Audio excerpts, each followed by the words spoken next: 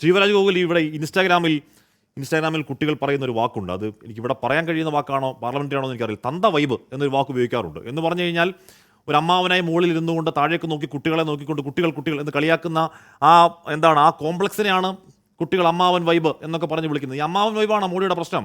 മോഡി രാഹുലിനെ നോക്കി ബാലബുദ്ധി എന്ന് വിളിക്കാൻ കാരണം? യുവരാജ്,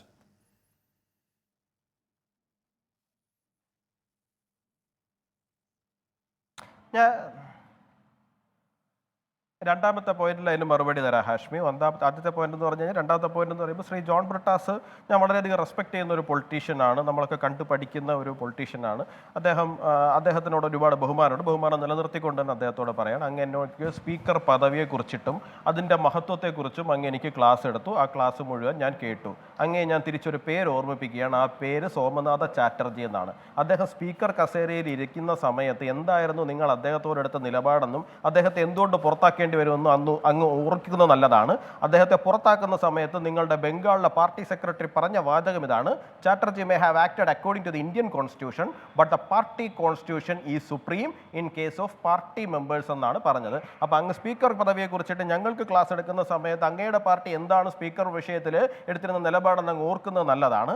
രണ്ട്, തന്ത വൈബ് എന്ന് പറഞ്ഞു അല്ലെ, എന്താണ് അമ്മാവൻ പറഞ്ഞു, എന്താണ് രാഹുൽ ഗാന്ധി വിളിക്കുന്നത് ആരാണ്? രാഹുൽ ഗാന്ധി കേരളത്തിൽ വന്നിട്ട് എന്താണ് വളരെ പ്രായമുള്ള ഒരാളാണ്. അല്ല ഞാൻ പറഞ്ഞോട്ടെ, കംപ്ലീറ്റ് ചെയ്യട്ടെ. ആയിക്കോട്ടെ. അപ്പോൾ അതൊന്ന്. രണ്ട്, രാഹുൽ ഗാന്ധിക്ക് വേറൊരു പേരുണ്ട് എന്ന് പറഞ്ഞ് ഓർമ്മിപ്പിച്ചത് ആരായിരുന്നു? നമ്മളൊക്കെ തന്നെ ഈ ഫ്ലോറിൽ തന്നെ ചർച്ച ചെയ്തതാണല്ലോ ഹാഷ്മി. അപ്പൊ തന്ത വൈബ് അമ്മാവൻ വൈബൊക്കെ അങ്ങോട്ട് ഇരുന്നോട്ടെ, പിന്നെ കുഴപ്പമില്ല. പിന്നെ ശ്രീ സയ്യാർ നീലകണ്ഠൻ പറഞ്ഞൊരു കാര്യമുണ്ട്, എന്താണ് അടുത്ത തലമുറ വരുന്നെങ്കിലും ഞങ്ങൾക്ക് പേടിയൊന്നുമില്ല. ശ്രീ സയ്യാർ നീലകണ്ഠൻ, രാഹുൽ ഗാന്ധിയെക്കാളും 2 വയസ്സ് കുറവുള്ള യോഗി ആദിത്യനാഥിനെ പോലുള്ള നേതാക്കൾ ഞങ്ങളുണ്ട്, ഞങ്ങൾ അഡ്ജസ്റ്റ് ചെയ്തോളാം. പിന്നെ ശ്രീ ജോൺ ബ്രിട്ടാസും അതെ, ശ്രീ സയ്യാർ നീലകണ്ഠനും അതെ, ഹാഷ്മി അതെ പറയുന്നുണ്ട്. TDP ഉണ്ട് അല്ലേ, എന്താണ് പിന്നെ വേറെ ആരുണ്ട്, അങ്ങനെ ഒടിഞ്ഞ 2 കാലങ്ങൾ അദ്ദേഹം തുടക്കത്തിലും പറഞ്ഞു എന്താണ് വ്യക്തമായ ഭൂരിപക്ഷം ഇല്ലാതെയൊക്കെ ഭരിക്കേണ്ടുന്ന ഗതികേടിലാണെന്ന്. ഞാനൊന്ന് ചോദിച്ചോളട്ടെ ബ്രിട്ടാസെ, ഞാനൊന്ന് പറഞ്ഞോളട്ടെ. ഹാഷ്മി ഞാൻ പറഞ്ഞ ഈ CPM-ന് കേരളത്തിലെങ്കിലും സ്വന്തം നിലയ്ക്ക് ഭരിക്കാനുള്ള ഭൂരിപക്ഷം ഉണ്ടോ? ഇല്ലല്ലോ. പക്ഷെ CPM കഴിഞ്ഞ തവണ നിയമസഭാ തെരഞ്ഞെടുപ്പിൽ ഇവിടെ ജയിച്ചു കഴിഞ്ഞപ്പോൾ എല്ലാവരും പറഞ്ഞു കഴിഞ്ഞാൽ അതിശക്തമായ തിരിച്ചുവരവ്, ഗംഭീര തിരിച്ചുവരവെന്നാണ്. ഇന്ത്യയിൽ ഒരു സംസ്ഥാനത്ത് പോലും സ്വന്തം നിലയ്ക്ക് അധികാരം നേടാൻ 71 സീറ്റ് കേവല ഭൂരിപക്ഷം നേടി അധികാരം നേടാനുള്ള ത്രാണി ശരിക്കും പറഞ്ഞു കഴിഞ്ഞാൽ കമ്മ്യൂണിസ്റ്റ് പാർട്ടിക്ക് ഇല്ല, CPM-ന് ഇല്ല. നിങ്ങളാണ് ഞങ്ങളെ നോക്കിയിട്ട് 240 സീറ്റേ കിട്ടിയുള്ളൂ എന്ന് പറഞ്ഞ് പരിഹസിക്കുന്നത്. കുറച്ച് കഷ്ടമാണ് എന്ന് മാത്രമേ എനിക്ക് പറയാനുള്ളൂ. പിന്നെ അങ്ങോട്ടേക്ക് ഒരു കാര്യം കൂടി ഓർമ്മിപ്പിക്കാനുണ്ട്.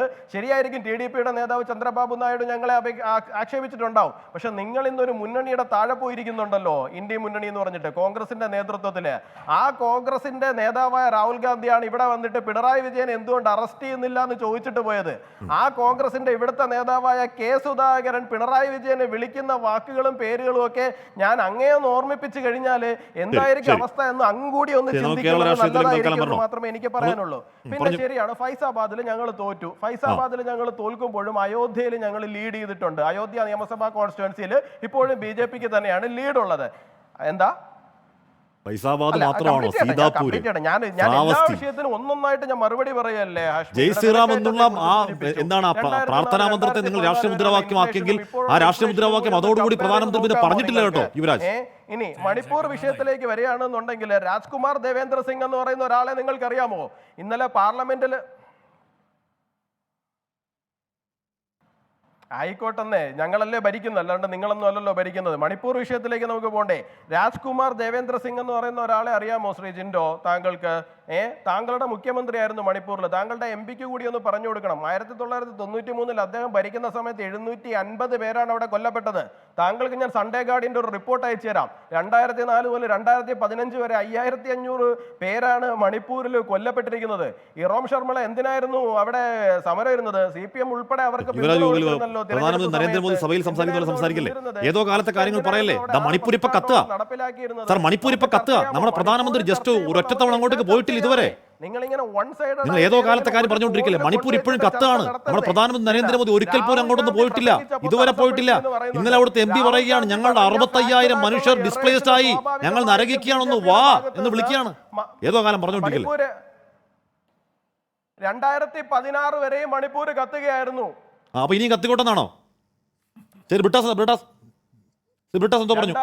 ഹാഷ്മി 6 പതിറ്റാണ്ടായി സർ ഇനിയും കത്തിക്കൊണ്ടിരിക്കുക, അങ്ങനെയാണോ? അതായത് അവിടെ നടക്കുന്നത് 2016 കത്താണ്, അപ്പൊ ഇനിയും കത്തട്ടെ എന്നാണോ BJP പറയുന്നത്? കഷ്ടമാണ്. അവിടെ അധികാരത്തിൽ കയറിയതിന് ശേഷം 2023 കലാപം ഉണ്ടാക്കുന്നതിന് തൊട്ട് മുമ്പ് വരെയുള്ള അവസ്ഥ നിങ്ങളൊന്ന് എടുത്ത് നോക്കി നോക്കണം. 2017 പൂജ്യമാണ് കൊല്ലപ്പെട്ട, 2018 പൂജ്യമാണ് ആൾക്കാരുടെ എണ്ണം. മണിപ്പൂരിൽ എന്തെങ്കിലും പ്രൊഡക്റ്റീവായിട്ട് കാര്യമായിട്ട് ക്രിയാത്മകമായിട്ട് ചെയ്തിട്ടുണ്ടെങ്കിൽ BJP മാത്രമേ ചെയ്തിട്ടുള്ളൂ. കുറിച്ച് പറയാനുള്ള യാതൊരു അവകാശവും ഇല്ല. ശരി, ആർക്കില്ല. ബ്രിട്ടാസ് അതെ, ക്യുക്കായിട്ട് വരാം. കാരണം വെച്ചാൽ അദ്ദേഹം പറഞ്ഞ 2-3 കാര്യങ്ങൾ. സോമനാഥ് ചാറ്റർജിയെ കുറിച്ച് CPM-ന്റെ പാർട്ടി സെക്രട്ടറി, സ്പീക്കറെ സ്വാഭാവികമായിട്ടും CPM നിയോഗിച്ചതാണെന്ന കാര്യത്തിൽ തർക്കമൊന്നുമില്ലല്ലോ. ഇപ്പൊ ബിർളയുടെ സ്ഥാനാർത്ഥിത്വം പ്രഖ്യാപിച്ചത് BJP അല്ലേ? പക്ഷെ ഇവിടുത്തെ വിഷയം എന്താണ്? സോമനാഥ് ചാറ്റർജി സ്പീക്കറായിരിക്കുന്ന സമയത്ത് അൺഫെയർ ആയിട്ട് എന്തെങ്കിലും നടപടി എടുത്തിട്ടുണ്ടോ? സ്വീകാര്യനായിരുന്നു, ഏവർക്കും BJPക്ക് ഏറെ സ്വീകാര്യനായ ഒരു സ്പീക്കറായിരുന്നു. അദ്ദേഹത്തിന്റെ സഭയിലെ നടപടികളെ കുറിച്ചാണ് ചർച്ച ചെയ്യുന്നത്. പാർട്ടിയുടെ ഡിസിപ്ലിൻ വേറെ, അതിനെക്കുറിച്ച് യാതൊരു തർക്കമില്ല. ഉദാഹരണം പറഞ്ഞാൽ കോൺഗ്രസിന് സ്പീക്കേഴ്സ് ആയിരുന്ന ബൽറാം ജാക്കറും ശിവരാജ് പാട്ടീലൊക്കെ പിന്നീട് വേറെ പദവികൾ അവരെ അലങ്കരിച്ചിട്ടില്ലേ? ഇവിടുത്തെ പ്രശ്നം അവർ പാർട്ടിയുടെ നോമിനിയാണോ എന്നുള്ളതല്ല, അവർ സഭയിൽ എങ്ങനെയാണ് പെരുമാറുന്നത്. രണ്ടാമത്തെ കാര്യം, CPM-ന് ഞങ്ങൾ ചെറിയ പാർട്ടിയാണെന്ന് ഞങ്ങൾ പറഞ്ഞല്ലോ, ഞങ്ങൾക്ക് കോൺഗ്രസുമായിട്ട് അഭിപ്രായ വ്യത്യാസമുണ്ടെന്ന് പറഞ്ഞല്ലോ. ഇനി കേരളത്തിൽ CPM-ന് ഒറ്റയ്ക്ക് ഭരിക്കാനുള്ള ഭൂരിപക്ഷം ഉണ്ടോ എന്നുള്ളത്, പതിറ്റാണ്ടുകളായി കേരളത്തിലെ മുന്നണി രാഷ്ട്രീയമാണെന്നുള്ളത് എൻ്റെ ഇളയ സ്നേഹിതനെ അറിഞ്ഞുകൂടെ? അപ്പൊ അതൊന്നും ഇവിടുത്തെ ഇന്നത്തെ പാർലമെന്റിലെ ചർച്ചയുമായി ബന്ധപ്പെട്ടോ അതല്ലെങ്കിൽ പ്രസംഗവുമായി ബന്ധപ്പെട്ടോ ഇന്നത്തെ ചർച്ചയിലേക്ക് വരുമ്പോൾ വിഷയങ്ങളല്ല. ഇനി ഒരു പ്രധാനപ്പെട്ട ഒരു കാര്യം, അദ്ദേഹം ഇന്ന് റിസർവേഷനെ കുറിച്ചാണ് മോഡി ഏറെ വാചാലനായത്. എന്റെ ഹാഷ്മി, മോഹൻ ഭഗവത്തിന്റെ 2 പ്രസ്താവനകൾ നമ്മുടെ മുമ്പിലുണ്ട്. ഈ റിസർവേഷൻ പുനഃപരിശോധിക്കേണ്ട സമയമായിന്ന് 2015-ലും 2019-ലും ഒക്കെ അദ്ദേഹം കൃത്യമായി പറഞ്ഞില്ലേ ആരാണ് ഈ റിസർവേഷനെതിരെ എന്നുള്ളത്. ഇന്ന് മണ്ഡല കമ്മീഷനെ കുറിച്ച് മോഡി പറഞ്ഞപ്പോൾ എനിക്ക് സത്യം പറഞ്ഞ ചിരി വന്നു. VP സിംഗ് മണ്ഡല കമ്മീഷൻ റിപ്പോർട്ട് നടപ്പിലാക്കിയപ്പോൾ അതിനെതിരെ ഏറ്റവും കൂടുതൽ കലാപരൂപത്തിലുള്ള പ്രതിഷേധം സംഘടിപ്പിച്ചത് BJP അല്ലേ? ആ ഗവൺമെന്റിനെ താഴെ ഇറക്കിയത് BJP അല്ലേ?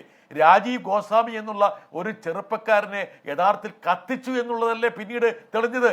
ഞാനന്ന് ഡൽഹിയിൽ മാധ്യമപ്രവർത്തകനാണ്, 989-ലെ കാര്യമാണ് പറഞ്ഞത്. ഞാൻ സ്വമേധയല്ല, എന്നെ മറ്റുള്ളവർ കത്തിക്കുകയായിരുന്നു എന്നുള്ളതല്ലേ പറഞ്ഞത്. ആ രാജീവ് ഗോസ്വാമിയുടെ കത്തിച്ചതല്ലേ യഥാർത്ഥത്തിൽ ഈ പറയുന്ന BJP-ക്കാരും അവരുടെ സുഹൃത്തുക്കളും ഒക്കെ. എന്നിട്ട് ഇന്ന് റിസർവേഷനെതിരാണ്, നെഹ്റു എതിരായിരുന്നു എന്നൊക്കെ പറയുന്നു. യഥാർത്ഥത്തിൽ റിസർവേഷനും RSS തമ്മിലുള്ള ബന്ധം എന്താണെന്നും റിസർവേഷനോട് എങ്ങനെയാണ് RSS പെരുമാറുന്നുള്ള കാര്യമൊക്കെ നമുക്കറിയില്ലേ? ഒരു കാര്യം കൂടി ഞാൻ പറയാം. അതായത് നരേന്ദ്രമോദി 6 തവണ സത്യപ്രതിജ്ഞ ചെയ്തപ്പോൾ ആ സത്യവാചകത്തിൽ ഏറ്റവും പ്രസക്തമായ ഒരു കാര്യമുണ്ട്. I will do right to all manner of people in accordance with constitution and law without fear or favor, affection or ill will. ഇങ്ങനെ 6 തവണ, 3 തവണ മുഖ്യമന്ത്രിയായും 3 തവണ പ്രധാനമന്ത്രിയുമായി സത്യപ്രതിജ്ഞ ചെയ്ത ഈ നരേന്ദ്രമോദി എന്തായിരുന്നു തെരഞ്ഞെടുപ്പ് സമയത്ത് നടത്തിയിട്ടുള്ള പ്രചരണം? മുസ്ലിം വിഭാഗത്തിനെതിരെ നടത്തിയിട്ടുള്ള പ്രചാരണ ഘോഷം എന്തായിരുന്നു? അവരെ എന്തൊക്കെയാണ് വിളിച്ചത്?